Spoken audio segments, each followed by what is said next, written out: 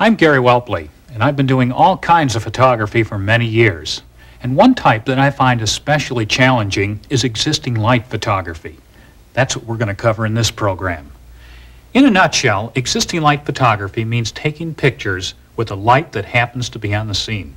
Some folks call it available light, but either way, we're going to forget about flash units and talk about taking pictures outdoors from dusk to dark, indoors with window light, tungsten light, fluorescent light, and spotlights on stage productions. And all in all, I think you'll agree that existing light pictures have a natural appearance that's hard to beat. As we go through this program, you may hear a few photographic terms that are not familiar to you. So jot them down and refer to your camera manual. Now, most manuals for today's cameras are quite comprehensive and contain a wealth of helpful information. And by the way, it's always a good idea to carry your manual with the camera. Now, existing light usually means dim lighting conditions, so you should use a camera with a fast lens. f1.9 or 2.8 would do very nicely. And you'll want to load the camera with a high-speed film. The Kodak VR400 or the 1000 speed film is just perfect for this type of photography. Now, there's other equipment that I use, and it includes a wide-angle lens. A telephoto zoom is a very versatile lens to use. And of course, there are a lot of incidental things that are very important. The lens hood, you want to use that on all your pictures. And for long exposures, well, the cable release is invaluable. Now, if the light level is very low, this little pen light here is your pal to see the controls on the camera. And to hold the camera steady, well, the tripod is an important piece of equipment. And if you want to add a little frosting to the photographic cake, well, try some of the many filters that are available. They can produce exciting results, as you'll see later. Again, 1000 speed film will let you get pleasing pictures in most low light level conditions. And with that as a background, let's start out by visiting Walt Disney World, a wonderful place brimming with subject matter and full of great opportunities for good pictures.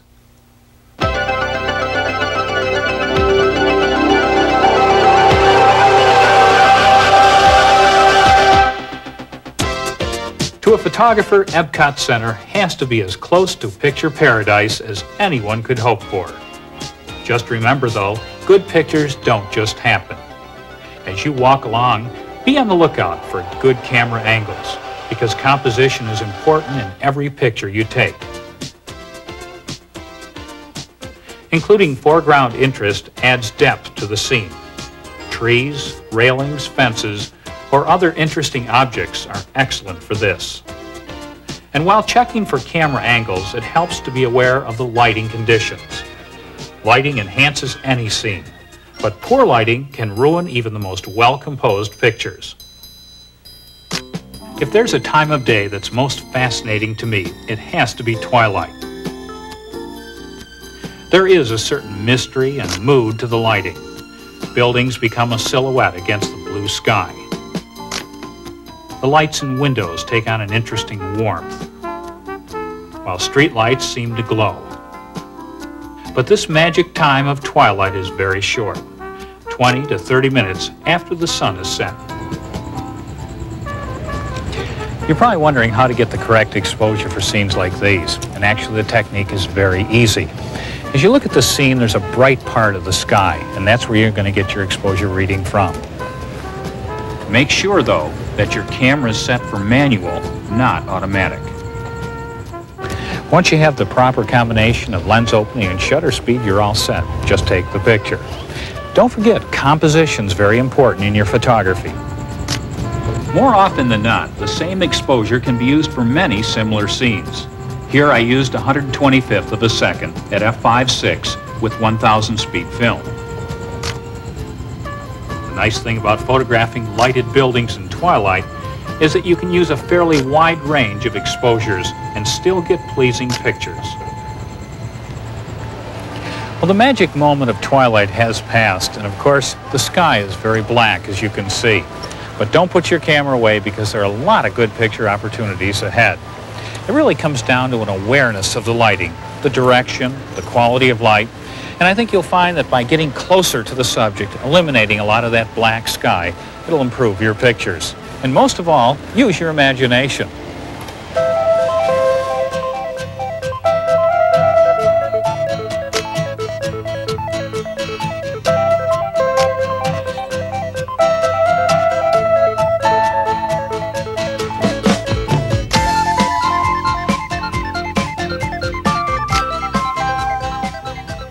Many times, the source of light itself makes an interesting subject. When lights are used to illuminate the water, for example, the entire fountain is the light source, as well as the subject. To capture the beauty of waterfalls at night, you'll want to use a tripod and a cable release, and have your pen light handy to set exposures. Now, to get the correct exposure, you'll want to consult an exposure table. There, they'll recommend a 1/30th of a second or a 1-second exposure. The low-level lighting on the waterfalls calls for at least a 1/30th of a second. But if you want the cotton candy effect, put the camera on a tripod and try about a 1-second exposure. Just like illuminated fountains, the lights on the merry-go-round are also part of the subject. In fact, there's enough light on the merry-go-round to let you stop the action with a fast shutter speed. For this picture, I used a 250th of a second with a 1000 speed film. But for a swirling effect, try a 1-second exposure with the camera on a tripod. Here at EPCOT Center, there are as many photographic situations indoors as there are outdoors. One of the many interesting exhibits is the Chinese Pavilion. The lighting in the pavilion, just like the lighting in museums, shops, and exhibits, is arranged to produce the most effective illumination for the objects on display. Whether you're photographing beautiful shop windows on the street or fine museum exhibits like this one, the technique is the same. The one thing you have to remember is the glass in front of you. You can get reflections. The technique that I use basically is getting the camera as close as I can to the glass, and that seems to eliminate a lot of the reflections. Once you've done that, of course, it's a matter of just getting the right reading and taking the picture. With the 1000 speed film, I was able to use an exposure of a 1/60th of a second at f4. Using high-speed color negative film is great for color prints, and if you shoot slides, use a high-speed color transparency film. One of the fun activities at Disney World designed to entertain all members of the family is the Western musical review Hoop-de-Doo at Fort Wilderness. And the nice thing about photographing a stage production is that you can enjoy it time and time again. I don't know about you, but I really enjoy Western-style musicals. You could be photographing a stage play or a high school performance. They all make great material for existing light photography. The thing you want to keep in mind is to check and make sure that they allow pictures to be taken at the performance. Come on, let's take a look.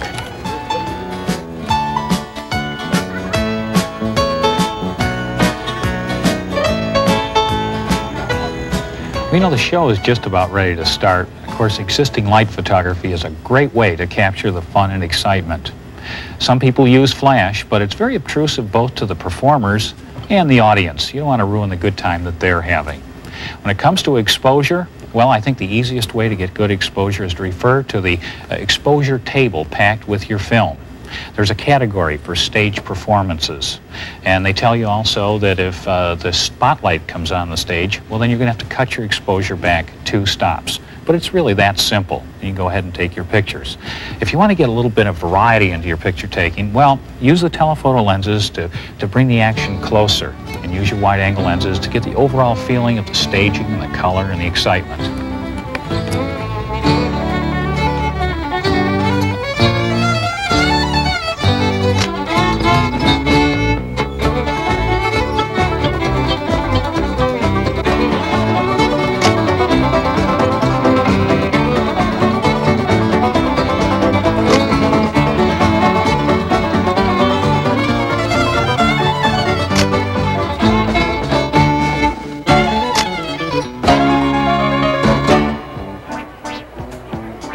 The Electric Light Parade is another photographic opportunity where you don't want to use flash.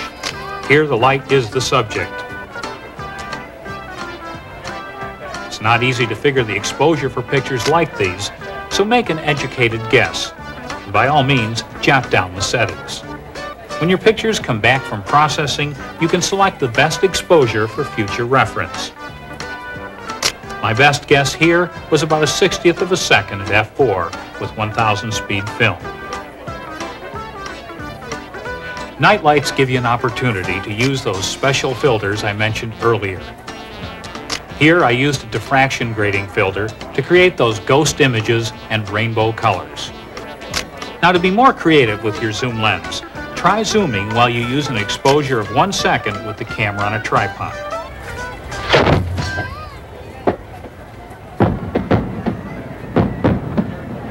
Shooting fireworks is very exciting. You'll need a few extra pieces of equipment: a tripod, a pen light, a cable release. Those are the extras that you'll need. Now, to get the proper exposure, you'll want to consult a film guide table to tell you the proper lens opening and shutter speed to use. I'm using 400 speed film, and it calls for a setting of f16. To get the proper shutter speed, you'll set it on bulb, because what you want to do is collect several bursts on one piece of film, and the cable release will help you to do that. You just depress it, it opens the shutter, and you release it when you're ready. That's about all there is to it.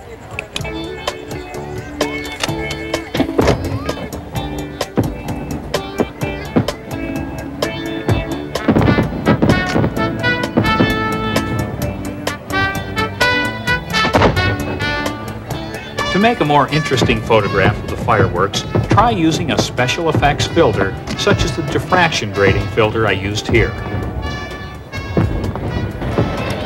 Well, we've made pictures at twilight, that magic moment, outdoors at night, and museum exhibits. Here, the combination of lighting involves tungsten, fluorescent, and daylight. The choice is still high-speed color film. Now, to make your pictures more interesting, keep in mind good camera angles and composition, but most of all, be aware of the direction of light. There's a great deal of subject matter here: faces, lights, art, and things to play with. With all the different kinds of subject matter available in this existing light situation, it takes some concentration and moving close to the subject to be able to get good pictures. But good pictures are all around, that's for sure.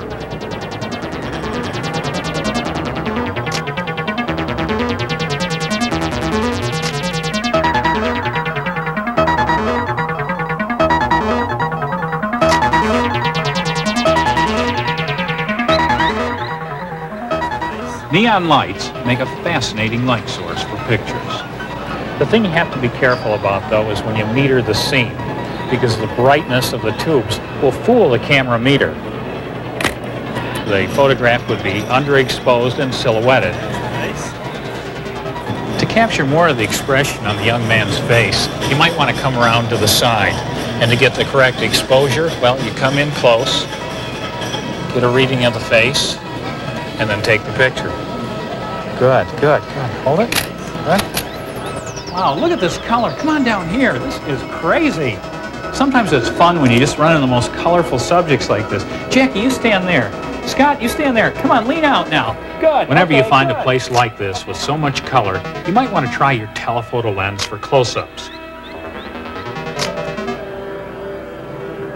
Or the wide-angle lens for a different feeling. But no matter what you try, use your imagination.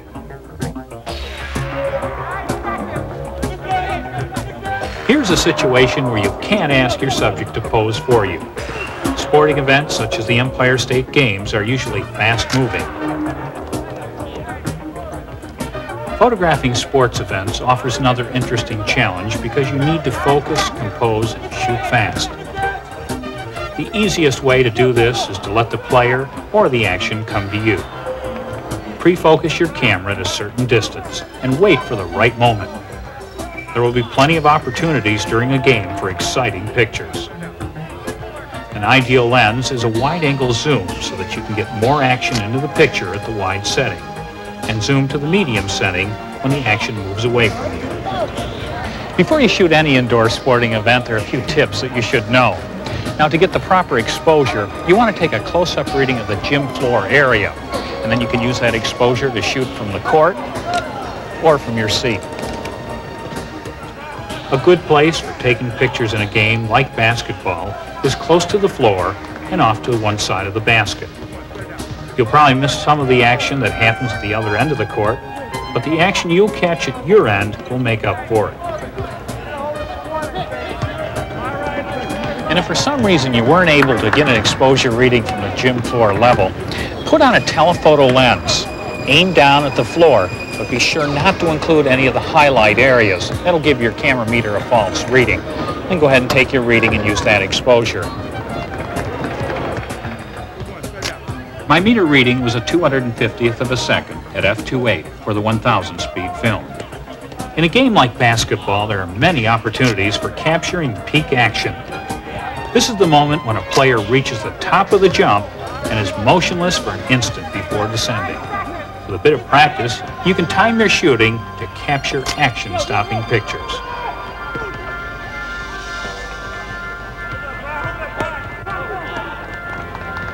Pre-focusing and waiting for the action to come to you applies to photographing gymnasts too. They move so fast and their routines are so short that if you try to focus during the routine, you may miss the whole thing.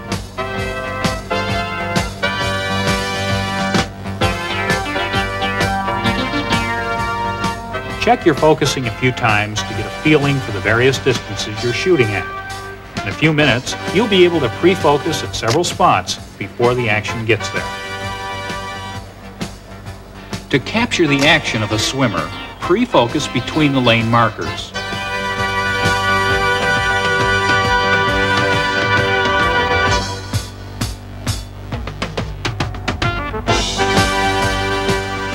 Or focus on the parallel bars.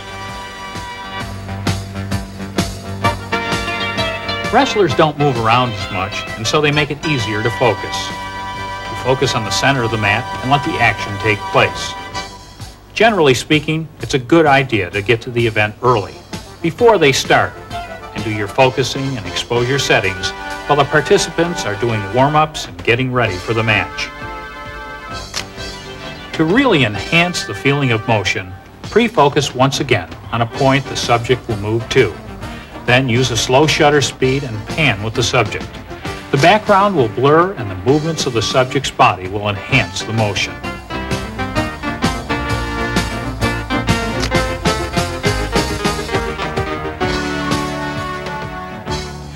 A sequence of action-stopping pictures can tell a fascinating story of just about any event. Using a motor drive makes it easy to concentrate on the action as it's taking place. A wide-angle lens gives an unusual perspective to the subject. Now, depending on the position of the camera, it lets the viewer become part of the action. Or it gives a panoramic view from a close distance. If you think you've run out of subjects, look again. Wherever there are people doing something, there are chances for great pictures. Great. That red lipstick and look at the pretty red bows you've got. Let me get that. Hold it right there. Good. Perfect. It was super. Well, you know, we've been to EPCOT Center and photographed under some unusual lighting conditions. A little different than some of us have experienced before. Twilight and museum-type photography. But right now, we're in our home photographing. And this is an area that is fun to work with because it's something that's natural to all of us. It might be the children playing, might be the grandparents over for a holiday time. But I want to show you some of the different types of lighting that we can work with in the home. We can have beautiful window light coming in. And it won't be unusual to have the lamps on, too, as part of the picture. At times, we might just have the light coming from the lamp. So these are a few of the things that we're going to work with, and I think you're going to find it kind of interesting. A couple of technical points that you might want to keep in mind is that you always want to use the lens shade on the camera because there will be lamps on, light coming in the window, and we just want the light from the scene to reach the film. So that's just one thing that's good to keep in mind. The other thing is, what film do we use? Well, I've chosen a 1000 speed color negative film because we want color prints, and we're going to be working with this lower light level condition. So those are the technical points. But let's have some fun with this type of photography. Good, right there. Hold it. Good. Oh, what a cute smile that was. Ah, that's great. You know, the beautiful part of this scene is the lighting. Tammy, just look up here for a second. I think if you look carefully, you can see that from the right you have beautiful window light, and from the left is this little lamp. You wouldn't believe what that does to a scene like this. Let me just flick the light on and off and watch how the little highlights change and the shadows change. Very important, and of course it's that nice warm light that's filling in that side of her face. So the lighting is important, and as you learn to see that light and work with it, you'll get great pictures. The next thing we have to think about, of course, is exposure. How are we going to expose for this scene? If I was to take the picture from right here, well, that lamp would probably influence your exposure, and you get something like this. The picture's kind of underexposed. So the real key to getting good exposure is remember one thing. Expose for the most important part of the scene, it's the children. That's what we're recording, those little cute expressions and little twinkles in the eye. That a girl. Okay, Tammy, just look here. Good. Now moving in, and I just fill the frame. And of course, get the right exposure. All set. Take a look. I end up with a 60th at 5.6. And so that's a good exposure. We've got a fast enough shutter speed and enough depth of field shooting at 5.6. And that's really all there is to it. It's that simple. Let's get a couple more shots. Just bring your chin around a little more this way. And eyes up. Good. Chin down a little bit. Good. Okay. Sarah, how you doing? Oh, look at that little face. Oh, I love it. Good.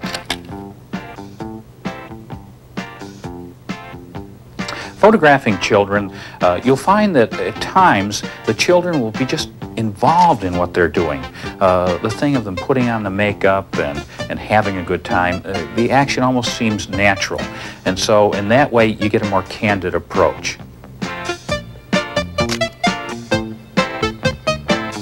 There are other times that during the course of that candid shooting, you'll see something happen. And then it's a matter of telling the children, or whoever you're working with, you direct them a little bit. You've got to constantly be aware of little opportunities that come, and that's from seeing.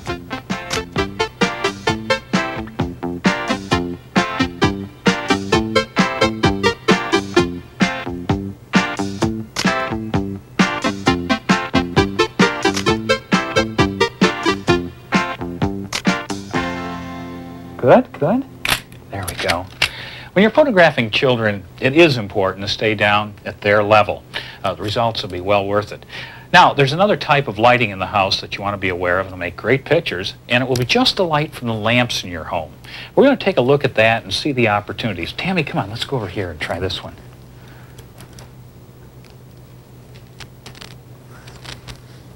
Boy, that's going to be comfortable, isn't it? Yep, it is. Well, another opportunity in our homes to take existing light pictures is to use lamplight. It has special qualities that we can learn to work with. As you see, the brightest part of the scene is here at the lamp, and it falls off. It just gently illuminates the subject and makes a real good picture. Tammy, just look up here a second and just catch the highlights in the eyes and just about right. But if we were to take the picture from another angle, we'd get something like this. I think the real picture, the fine picture that we're looking for, will be right from where I'm sitting. That's probably the best angle. Okay, chin around a little bit. Good. Hold it right there. That's good, good. You know, window lighting is just the greatest way to photograph people. The quality of it is very soft, and it's really portrait lighting. As you can see, the light comes from the window and falls gently on Sarah's face, giving beautiful soft highlights on the window side. And of course, then the light shades off. So we get a nice feeling of three-dimensional qualities of the child's face. And that's really what you're looking for, lighting that's complementary and gives roundness and depth. To get the correct exposure, remember you want to come in close and read the face.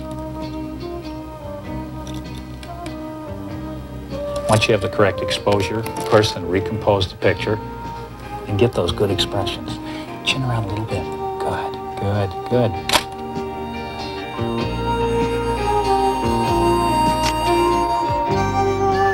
When I make portraits by window light, I sometimes use a soft focus filter. It tends to soften the shadows. It tends to just diffuse the highlights a little bit. The overall image is very soft and delicate. It's perfect for children.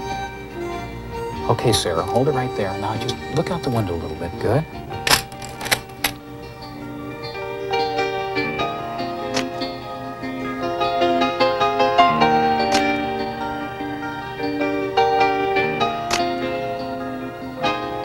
Color films are balanced for daylight or tungsten.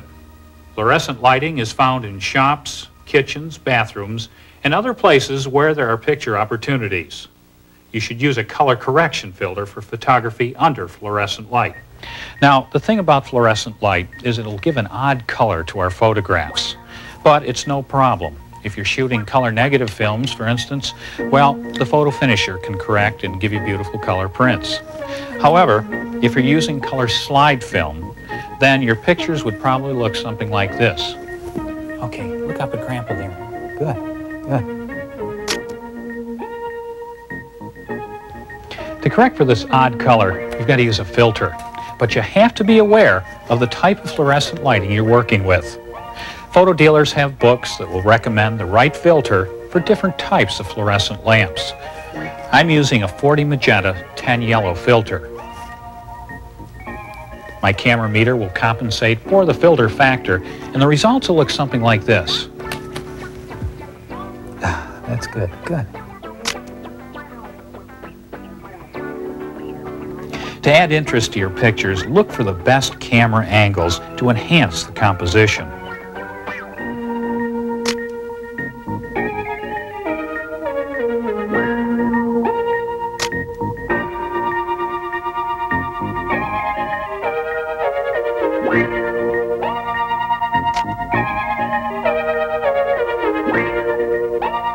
Then follow the action so that you can capture those spontaneous expressions that really make pictures come alive. We've talked about many things regarding 35mm photography and existing light in particular. We've taken some pictures at Walt Disney World, at the Empire State Games, and at home. We've used a variety of lenses, from wide angle to telephoto. And we've used some special effect filters and other techniques for some interesting and unusual effects. We've also used a tripod, a lens hood, and a cable release. 3 things I always carry with me. And you know, it goes without saying that most of the pictures you've seen in this program would have been impossible without the fast lenses and the Kodak Color VR400 and 1000 films. But remember, pictures don't just happen. It's you who determines what the pictures will be, and it's you, along with your creativity and imagination, that makes the pictures worth taking and looking at. We hope that you'll challenge yourself to explore the world of 35mm photography.